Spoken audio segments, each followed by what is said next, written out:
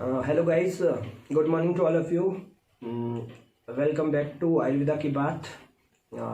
आज हम सब बात करने वाले हैं मेरी जो सक्सेसफुल जर्नी रही है पोस्ट ग्रेजुएशन एंट्रेंस एग्ज़ाम में ऑल इंडिया 57, उसके बारे में बात करने जा रहे हैं। मेरा नाम है doctor Manish Gehlot, all India 57 rank, bachelor of Ayurvedic medicine and surgery, Udaipur college. सबसे पहले मैं मेरे इंट्रोडक्शन से और ये चीज़ों से स्टार्ट करूँगा और उसके बाद जो भी क्वेश्चंस मेरे सामने आए हैं उन मतलब टॉप मोस्ट जो फ्रिक्वेंटली आस्क्ड क्वेश्चन है 10 क्वेश्चंस, उनका मैं आंसर करूंगा। ठीक है, तो सबसे पहले मैं अपने इंट्रोडक्शंस की बात करता हूं। तो मेरा नाम मनीष गहलोत है और मैं BMS 2015 बैच का स्टूडेंट हूं, उदयपुर कॉलेज का, और जो कि राजस्थान की डॉक्टर सर्वपल्ली राधाकृष्णन राजस्थान आयुर्वेद यूनिवर्सिटी जोधपुर जो है उससे एफिलेटेड है। मेरा जन्म जो है वो सोजत सिटी पाली डिस्ट्रिक्ट जो है राजस्थान में हुआ है। बेसिकली मेरे फादर एक स्टेशनरी की शॉप रन करते हैं। हम 4 सिस्टर्स और 2 भाइयों का एक परिवार है। ठीक है, उसमें मैं सबसे छोटा हूँ। मेरे बड़े ब्रदर जो है वो केरला में इनकम टैक्स और GST इंस्पेक्टर है। बेसिकली ये मेरा फैमिली बैकग्राउंड था। और जब मैं अपनी स्टडी की बात करता हूँ तो मेरा ग्रेजुएशन 2020 में कंप्लीट हुआ और 2021 में मेरा इंटर्नशिप कंप्लीट हुआ है रिसेंटली 10 नवंबर को। इसी ड्यूरिंग में मेरा जो है APGT का जो एंट्रेंस एग्जाम था वो मैंने क्लियर किया है, जो 18 सितंबर को हुआ था और उसका रिजल्ट आया था 22 जो 2 अक्टूबर को 22 अक्टूबर को, और जिसमें मैंने अचीव की है ऑल इंडिया 57 रैंक और कैटेगरी OBC जो है उसमें मेरी ऑल इंडिया 20 रैंक है। ये मेरा जो है बेसिक इंट्रोडक्शन है।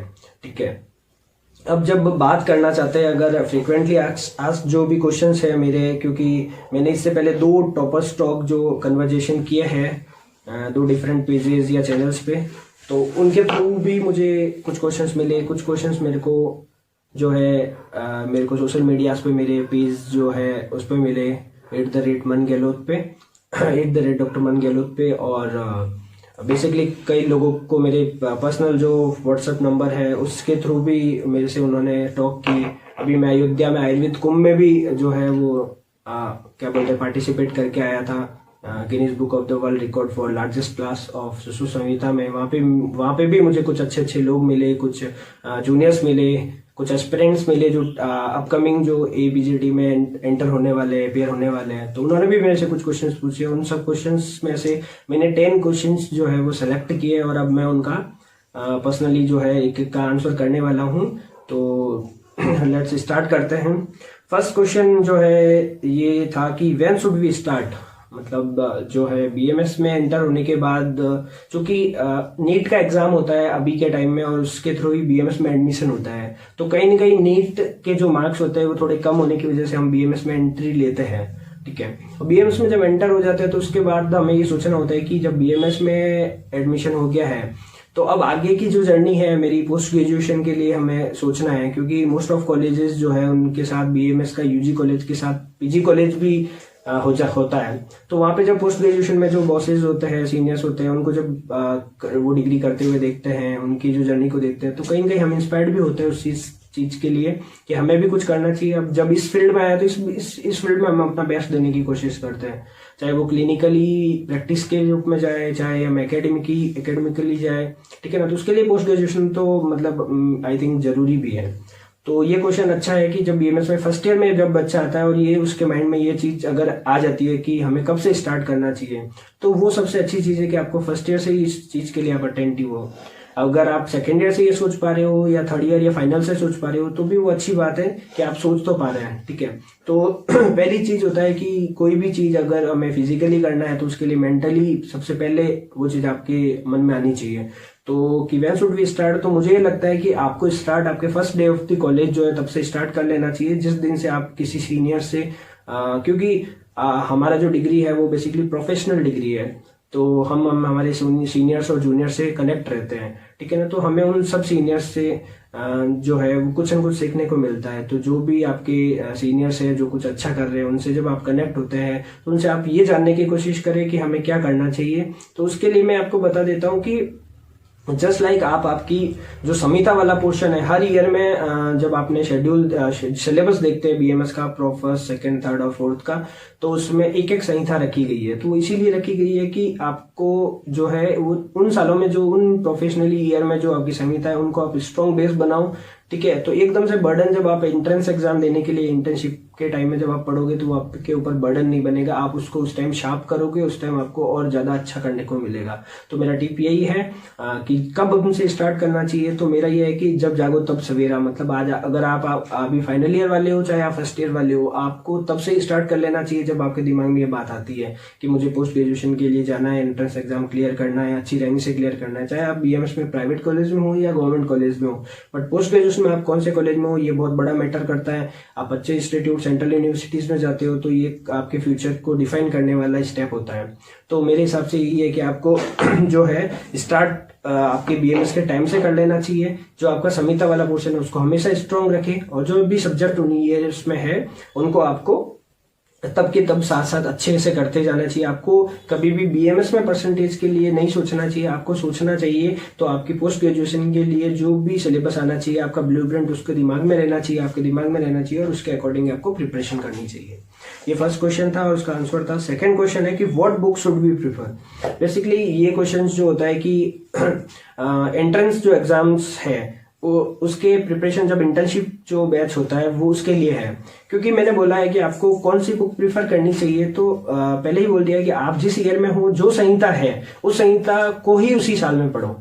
जस्ट लाइक फर्स्ट ईयर में तो आप अष्टांग हृदय को बहुत अच्छे से पढ़ो, इवन आपके अष्टांग हृदय सूत्र स्थान ही होता है फर्स्ट ईयर में, लेकिन जब इंटर्न में जब आप पढ़ते हो तो आपको पीजी एंट्रेंस के लिए आपको पूरा अष्टांग हृदय जो 120 चैप्टर्स है वो पूरे पढ़ने होते हैं। लेकिन आप फर्स्ट ईयर में उन 30 चैप्टर्स को उतना अच्छा स्ट्रॉन्ग बनाओ, क्योंकि मेजोरिटी ऑफ द क्वेश्चंस जो है वो वही सूत्र स्थान से ही कवर होते हैं। ठीक है, अष्टांग हृदय में तो आप उसको बेस अच्छा बनाओ।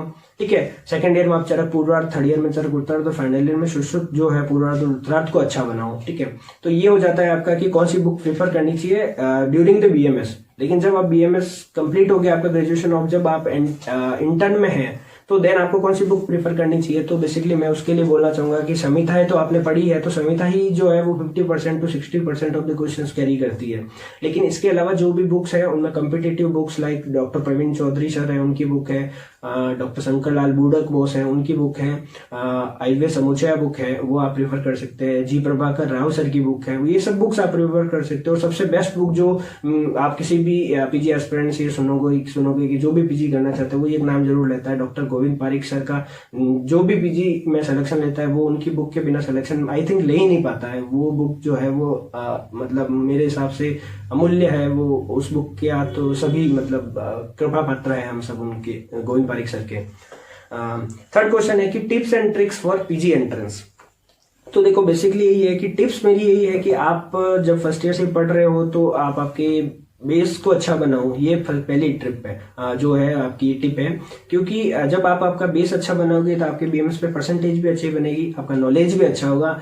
और दूसरी बात है कि आप हमेशा जो है इस चीज को मेरे हिसाब से कनेक्ट करो अपने जूनियर्स के साथ, अपने जो फॉलोअर्स है, मतलब जो सक्सेसिव बेसिस आने वाले हैं या जो भी आपके बैचमेट्स है उनके साथ इनकी कंसल्ट करो, आप उसके बारे में पूछो। चाहे वो आप क्लिनिकली प्रैक्टिस में जाना चाहते हो या चाहे पीजीए के लिए जाना चाहते हो, लेकिन आपको उस चीजों के बारे में हमेशा डिस्कस करते रहना चाहिए। उससे क्या होता है कि वो चीजें आपके लॉन्ग लास्टिक जो है दिमाग में रहती है। क्योंकि बेसिकली जब अपन चरक पढ़ते हैं तो उसमें ये चीज लिखी भी है कि हमें अपनी जो है बुद्धि बढ़ाने के लिए जो है वो अध्ययन, अध्यापन और संभाषा, 3 चीजें होनी जरूरी है। तो पढ़ते हम सब है, अध्यापन हमें टीचर भी कराते हैं या फिर हम हमारे जूनियर्स को पढ़ा के, वो भी एक अध्यापन का ही जो है तरीका है। और तीसरा होता है संभाषा, जब हम किसी से उस चीज के बारे में जो है वो क्या बोलते हैं ना डिस्कस करते हैं, तो उस चीज से भी आपको क्या आपका नॉलेज जो है वो बढ़ता है और लॉन्ग टाइम तक आपको चीजें याद रहती है। ठीक है ना। और जो मैंने अपनी बीएमएस की लाइफ में जो है ये सब चीजें की है।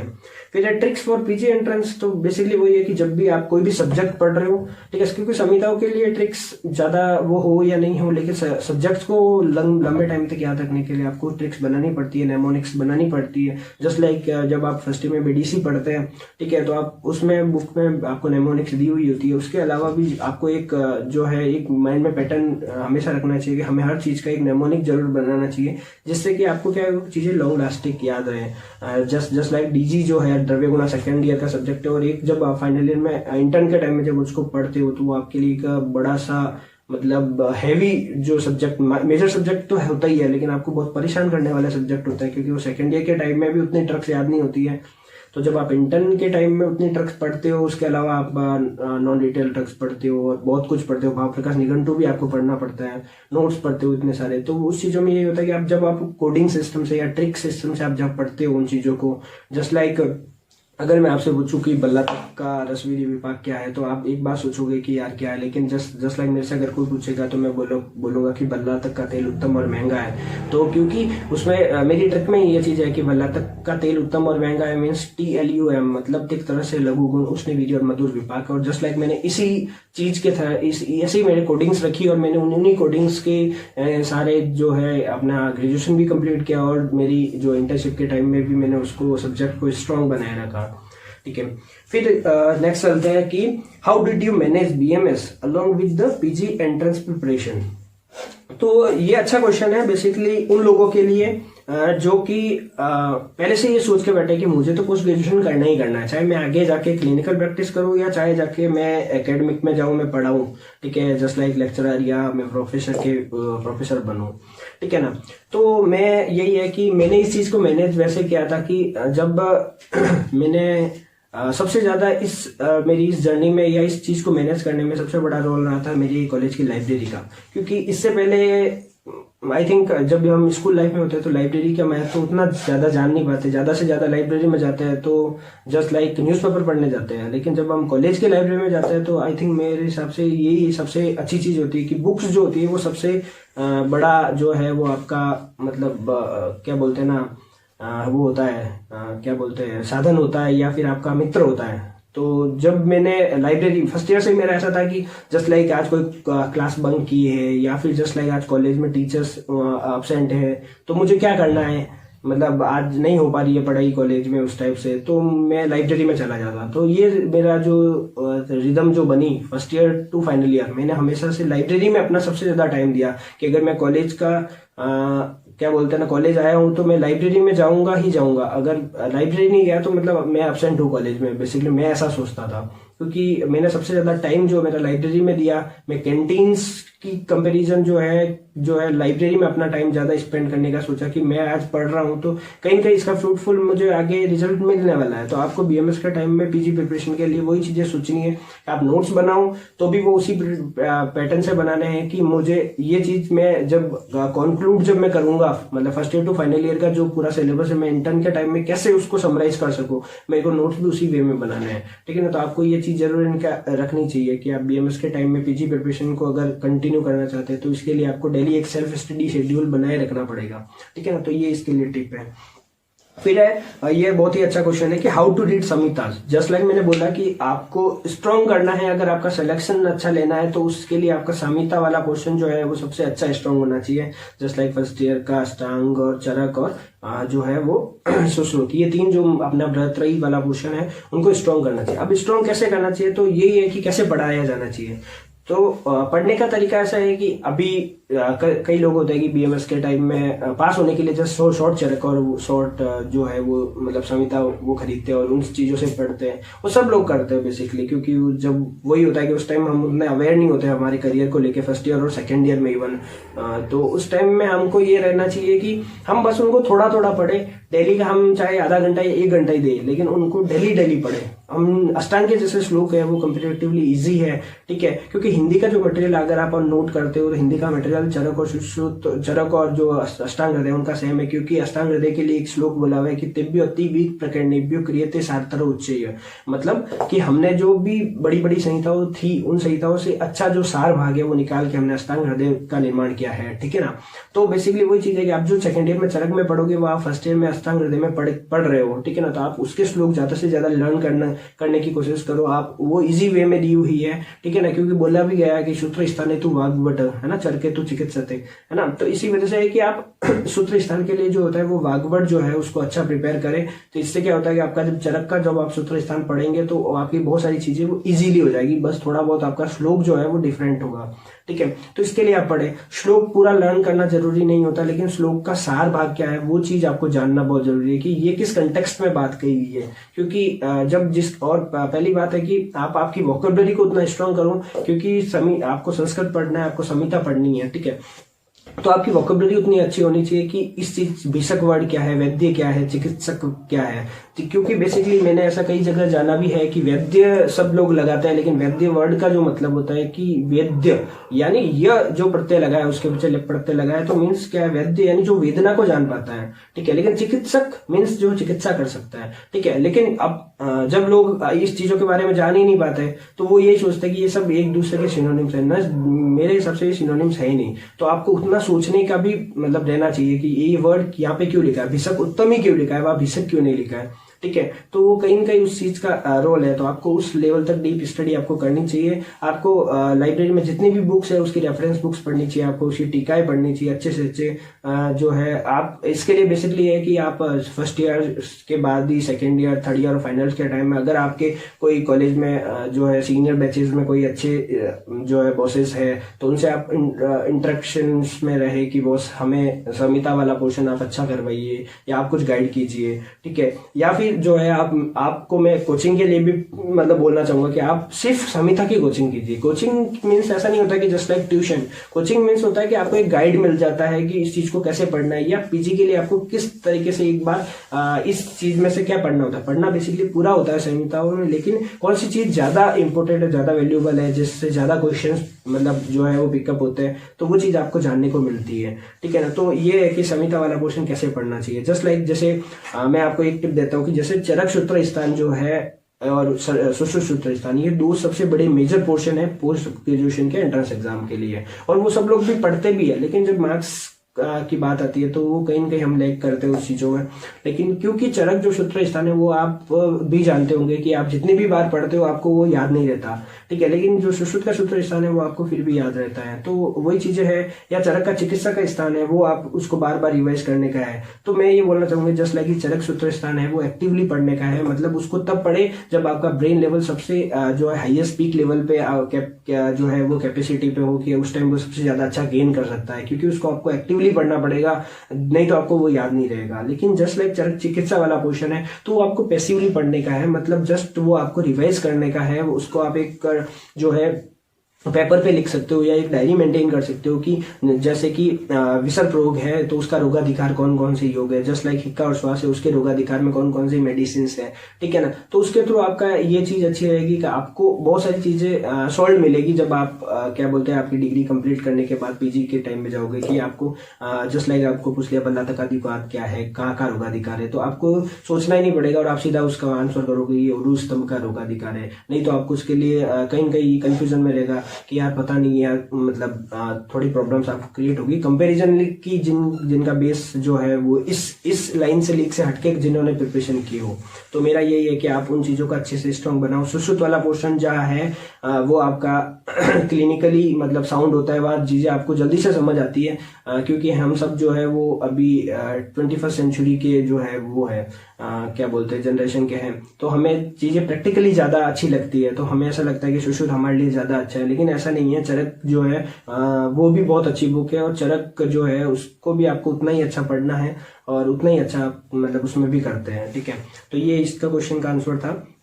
बेसिकली जब नेक्स्ट क्वेश्चन 6th क्वेश्चन से चलता है कि what can we do after Ayurveda PG, एक अच्छा क्वेश्चन है। बेसिकली इसके बारे में ज्यादा कुछ नहीं बता पाऊंगा क्योंकि मैं खुद अभी पोस्ट ग्रेजुएशन में एंटर होने वाला हूं, लेकिन मैं इतना जानता हूं कि जितना मैंने ऑब्जर्व किया है उदयपुर में रह के, क्योंकि यहाँ पे जो पोस्ट ग्रेजुएशन कर रहे थे सीनियर्स में उनके रेगुलर टच में रहा। इवन मेरी जो बीएमएस की लाइफ थी उस टाइम में भी, क्योंकि मैं बीएमएस के टाइम में यूजी वालों से भी ज्यादा पीजी वालों के कांटेक्ट में रहा, क्योंकि शुरू से मेरा ये सोचना था कि अगर आप दोस्त बनाते हो तो आप आपके से ऊपर वालों को दोस्त बनाओ, जस्ट आप आपसे 1 साल बड़े को दोस्त बनाओ, क्योंकि वो चीज़ वो बता पाएगा कि उसने कहीं न कहीं वो चीज़ पहले देख रखी है। तो वो अपने फेलियर्स के बारे में बता पाएगा, वो आपके सक्सेस होने के टिप्स बता पाएगा। तो इसलिए मैंने हमेशा BMS जो मेरे लेवल्स वाले थे, BMS वालों की कंपैरिजन में मैंने पोस्ट ग्रेजुएशन वालों के टच में मैंने ज़्यादा रहना सीखा। ठीक है, तो कि आयुर्वेदा पीजी के बाद हम क्या कर सकते हैं। तो आयुर्वेदा पीजी के बाद ये होता है कि 2 ब्रांचेस, आप 2 चीज़ों में डिवाइड हो जाता है कि आप क्लिनिकल ब्रांच में गए हो, जस्ट लाइक सर्जरी या ENT या जयपीडिया, इन चीज़ों में गए हो, या जो मेडिसिन का चिकित्सा वाला पोर्शन, या फिर जो है आप जस्ट लाइक जो है द्रव्य गुण, एनाटॉमी या फिर फिजियोलॉजी, इन वाले पदार्थ विज्ञान, मौलिक सिद्धांत वाला जो पोर्शन है, उनमें आप पीजी करते हो। क्योंकि जब आप नॉन क्लिनिकल में हो तो ऐसा नहीं है कि नॉन क्लिनिकल वाले जब जो है वो एकेडमिकली साउंड होते हैं और क्या बोलते हैं क्लिनिकली वाले हमेशा प्रैक्टिकली जो है वो साउंड होते हैं, ऐसा कुछ भी नहीं होता है। लेकिन मेरे हिसाब से ये होता है कि प्रेफरेंस उसको देनी चाहिए जब आप क्लिनिकली ब्रांच एडॉप्ट करते हो या एक्सेप्ट करते हो, जब आप मतलब उसमें पीजी पोस्ट ग्रेजुएशन कंप्लीट करते हो, तो आपको प्रैक्टिस में, क्योंकि आप बेसिकली आई थिंक मेरा ये सोचना है कि जब आप एक पोस्ट ग्रेजुएशन किए हुए हैं तो आप डॉक्टर आपके नाम के आगे पहले लगा हुआ है, तो आपको पहले जो है वो क्लिनिकली आपको प्रैक्टिस करनी चाहिए, ना कि आपको पढ़ाने में ज़्यादा होना चाहिए। लेकिन हाँ, पढ़ाने जस्ट लाइक मेरा भी है कि मैं एक अच्छा मतलब मैं खुद को एक अच्छा जो है ट्यूटर समझता हूँ, मैं अच्छे से कई चीज़ों को एक्सप्लेन कर पाता हूँ। ठीक है, और ये चीज़ें मेरे ही जो है बैचमेट्स या मेरे ही फ्रेंड्स जूनियर्स, उन लोगों ने मेरे को ये चीज़ें मतलब वो एक्सप्रेस किए कि बॉस आप ज़्यादा अच्छा समझा पाते हो कंपेरेटिवली, तो मुझे ऐसा लगता है। लेकिन बेसिकली अगर आयुर्वेदा पीजी करने के बाद जब है तो आप जस्ट लाइक मैं अगर क्लिनिकली जो ब्रांच से पीजी करता हूँ तो मैं कहीं ना कहीं उसको ज़्यादा प्रेफरेंस पे रखूँगा कि मैं प्रैक्टिस ही करूँ। ठीक है, पढ़ाने का अगर मुझे मिलेगा तो ऑब्वियसली मैं कहीं ना कहीं जूनियर्स को गाइड भी करूँगा, और चीज़ जो कि मैं हमेशा उस चीज़ के लिए अवेलेबल भी रहूँगा। फिर है where you see Ayurveda in upcoming era. ठीक है, बेसिकली जैसे मैं जान रहा हूँ कि आयुर्वेदा का जो ये अभी रिसेंटली जो 2 इयर्स में जो कोविड का टाइम था, उस टाइम में लोगों ने हेल्दी रहने पे ज़्यादा फोकस किया, ना कि कोई भी जो है डिजीज को ट्रीट करने के लिए। जस्ट लाइक अगर आपने सोचा हो तो देखा हो तो जस्ट पहले क्या होता था कि भीड़ रहती थी हॉस्पिटल्स में या मेडिकल शॉप्स पे नॉर्मली, मतलब छोटी बड़ी बीमारियों की। लेकिन जब कोविड आया तो आपने नोट किया होगा कि उसी टाइम सिर्फ और सिर्फ कोविड ही चल रहा था, उसके अलावा और बीमारियों का मतलब ऐसा लग ही नहीं रहा था कि लोगों को और भी कुछ बीमारियां हैं क्या, और भी कोई डिजीज से वो कुछ है। क्योंकि अगर मेडिकल शॉप से आप जाके पूछ रहे थे वो सब सिर्फ सैनिटाइजर्स, मास्क या फिर जो है छोटी बड़ी जो कोविड की जो मेडिसिन थी उन मेडिसिन के लिए पूछ रहे थे। कोई भी डायबिटीज या जो है आपका ब्लड प्रेशर या और भी बहुत सारी जो मेडिसिन है और डिजीज की मेडिसिन उसके बारे में नहीं पूछ रहा था। तो मेरे हिसाब से यह है कि अभी लोग जो है वो फर्स्ट जो, जैसा कि हमारा आयुर्वेद में बोला भी क्या है, स्वास्थ्य रक्षणम आतुरस्य विकार प्रशमनम च, मतलब पहले स्वस्थ व्यक्ति उसके स्वास्थ्य की रक्षा करे। मतलब अभी जैसे लाइक बोला कि कोविड की 2 वेव तो आके गई और तीसरी वेव अभी आने वाली है, और अभी ओमिक्रॉन और ये सब जो चीजें चल रही है उसको देखते हुए मुझे ऐसा लग रहा है कि आयुर्वेदा का जो रोल अभी तक बना है उससे भी और ज्यादा अच्छा आयुर्वेदा का रोल बनने वाला है। और बस अगर कमी है किसी चीज की तो वो फील्ड पे वर्क करने की, और जैसे हम जैसे लोग ही उस चीज को वो करना चाहेंगे कि आने वाली जो जनरेशन है वो उसके लिए अच्छा करे। और बस आयुर्वेदा फील्ड में ज्ञान पहले से है, बस आपको उसको धरातल पे लाने की वो जो है कोशिश करनी है। तो मेरे हिसाब से इसका फ्यूचर जो है बहुत ही अच्छा है। जैसा मैं सोच रहा हूँ वैसे ही मतलब मैं सही सोच पा रहा हूँ, क्योंकि मैं तो बहुत मतलब जूनियर हूँ, अभी मैं कुछ हो ही नहीं इस फील्ड में बेसिकली, लेकिन मैं जितना सोच पा रहा हूँ उसके अकॉर्डिंग मैं ये बता पा रहा हूँ।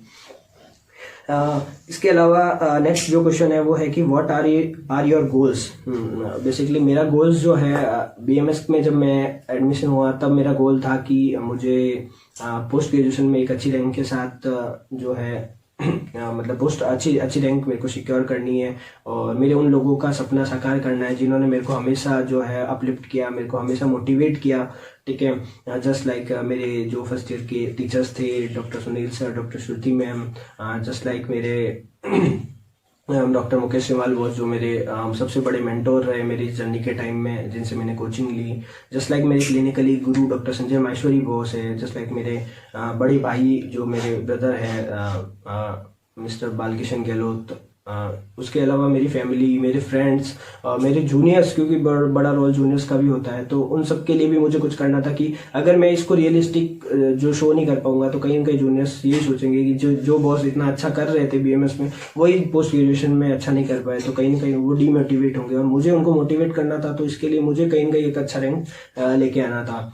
तो ये मेरा सबसे बड़ा गोल था अब तक का। अब इस गोल को जब मैंने अचीव किया तो मैं ये समझता हूँ कि ये एक बस मेरी लाइफ का एक माइलस्टोन है, ना कि डेस्टिनेशन है।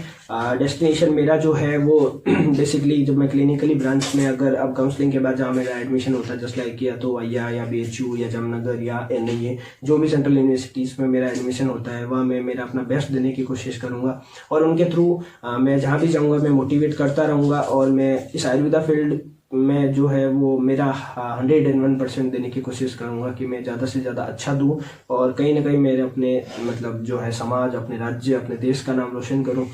उसके लिए मैं हमेशा जो है वो प्रयत्नबद्ध रहूँगा।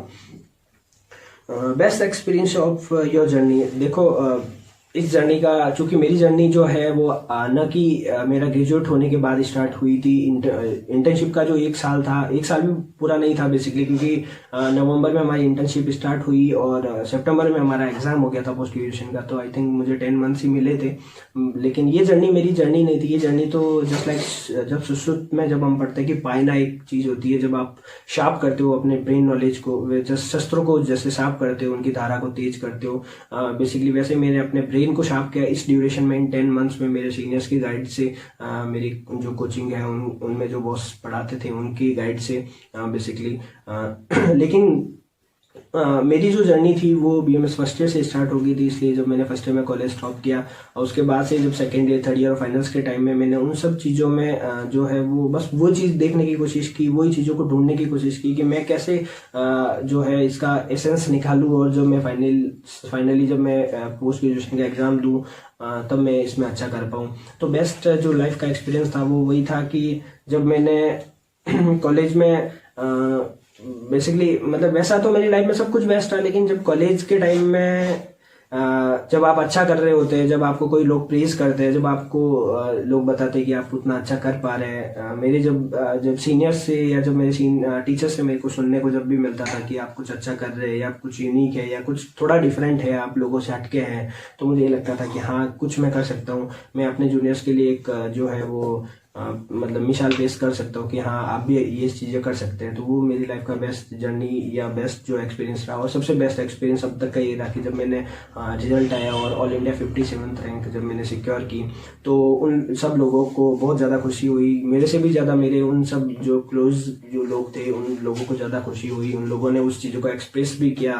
ठीक है, तो वो मेरे लिए अच्छी चीज़ है कि मेरे माँ बाप और मेरे जो फैमिली, मेरे फ्रेंड्स, उनके लिए मैं कुछ कर पाया बेसिकली।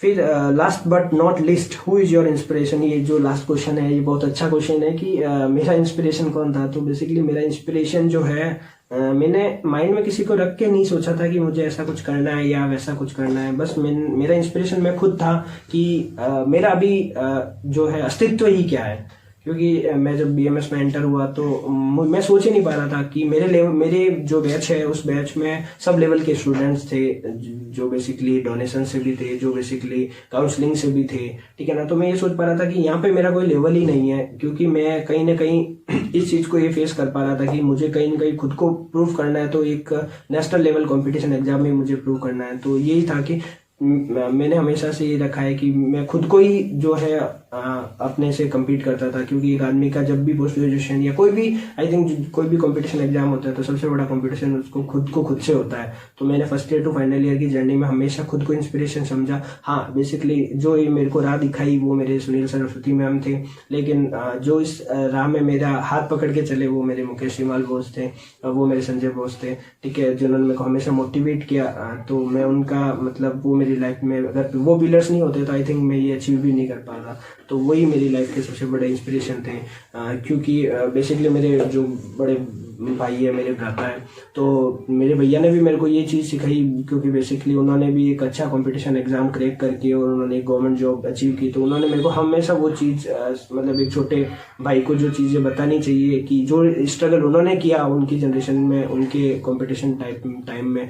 क्योंकि कंपटीशन का सिलेबस जो है वो चेंज होता है, लेकिन कंपटीशन का तरीका कभी चेंज नहीं होता। वही कॉम्पिटिटर सब जगह मिलते हैं आपको, कंपटीशन वही होता है, वही एमसीक्यू पैटर्न्स होते हैं, वही जो है टाइम होता है। तो आपको उस टाइम क्या आपको स्ट्रॉन्ग रखना है। जैसे मेरे भैया ने मेरे को एक एंड लास्ट के टाइम में एक अच्छी टिप दी थी, जब मैं अपना सिलेबस कंप्लीट कर चुका था, जब बस अभी 2-3 दिन में मुझे पेपर देना था। तो जो कि मैं उस टाइम में सिर्फ और सिर्फ मेरे क्लोजेस्ट जो पर्सन थे, मेरी फैमिलीज के टच में था। तो उन्होंने मुझे एक चीज़ शेयर की कि मतलब भाई तुझे उस चीज़ को ज़्यादा स्ट्रॉन्ग करना है जो तेरा हमेशा से स्ट्रॉन्ग पोर्शन रहा है, और उस चीज़ जो कि तेरा वीक पोर्शन है, अभी भी वीक है, उसको आपको थोड़ा सा छोड़ देना है। क्योंकि अगर आप वीक चीज़ है और उसको अभी आप उसको टच करने की कोशिश करोगे तो कहीं ना कहीं आप नेगेटिव्स की तरफ जाओगे, क्योंकि नेगेटिव मार्क्स का भी थोड़ा वो रहता है। तो ये चीज़ भी मेरे लिए हेल्पफुल रहेगी कि क्योंकि होता है कि आपका सिलेबस बड़ा ब्रॉड होता है, आपको बहुत सारी चीज़ें कवर नहीं हो पाती है, तो आपको कहीं ना कहीं कुछ चीज़ें छोड़नी भी पड़ती है। तो मैंने भी कुछ चीज़ें ऐसी छोड़ी थी, क्योंकि